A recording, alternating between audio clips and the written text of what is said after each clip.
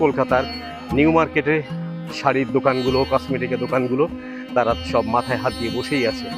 এর চেয়ে আরও খারাপ লাগছে মার্কুইস স্ট্রিটের হোটেলগুলোর দিকে তাকালে। অনেক হোটেল তো এর মধ্যে বন্ধ হয়ে গেছে। কলকাতার মার্কুইস স্ট্রিটের বা নিউ মার্কেটের দিকে যে হোটেলগুলো, অনেক হোটেল এর মধ্যে বন্ধ হয়ে গেছে। তারা বলছে যে যদি খদ্দেরই না থাকে, যদি গেস্ট না থাকে, তো শুধু শুধু এত বড় বিল্ডিং ভাড়া নিয়ে হোটেল চালিয়ে লাভটা কি? টাকা কে দেবে? একটা বিল্ডিং ভাড়া নিতে কম টাকা তো লাগে না। অনেক আছে যাদের নিজেদের বিল্ডিং, তারা তো মোটামুটি কারোকে টাকা দিতে হচ্ছে না, তারা চলে যাচ্ছে।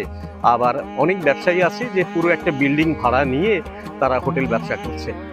তাহলে এই হোটেল ব্যবসা করতে হলে তাকে তো গেস্ট লাগবে, এবং সেই গেস্টগুলো 90% ছিল বাংলাদেশি। তো বাংলাদেশি গেস্টের অভাবে তারা হোটেলগুলো প্রায় বন্ধই করে দিচ্ছে।